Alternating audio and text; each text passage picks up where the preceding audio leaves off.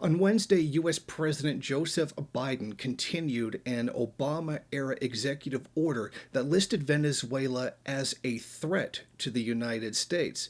He also declared that he will continue unjust sanctions that were placed against the country by his predecessor, Donald Trump.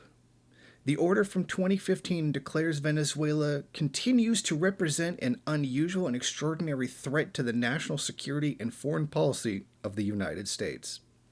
Biden provided the letter to Congress saying the circumstances described in Executive Order 1369-2 and subsequent executive orders issued with respect to Venezuela have not improved. I am continuing for 1 year the national emergency declared by Executive Order 1369-2. The reason for a declaration of a national emergency is so that the president can act outside of the control of Congress.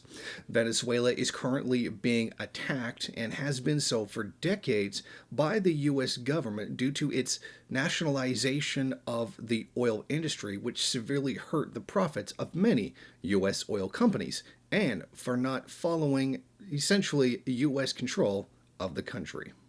The idea that Venezuela, who is embroiled in several crises, is facetious. No one in the international community agrees with such an assessment. As it is, most countries have abandoned the U.S. declared interim president of Venezuela, Juan Guaido. Since the election of former President Hugo Chavez, the U.S. has been on a crusade to destabilize and destroy Venezuela.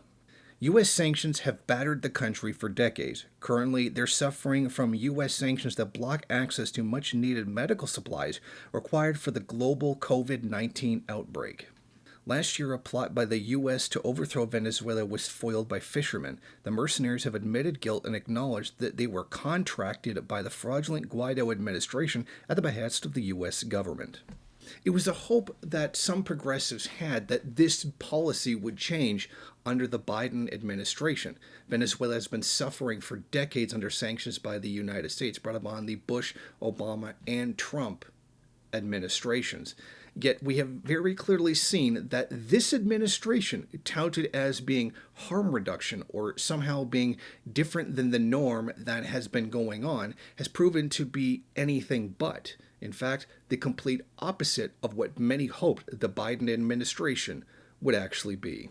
In the meantime, it seems that Venezuela will still continue to suffer under U.S. sanctions. Reporting from Niagara Falls, Jason Unruhe, MRN. Thank you for watching. If you like this program, then please head over to my Patreon page and set up a monthly donation. It's your donations that keep this program running.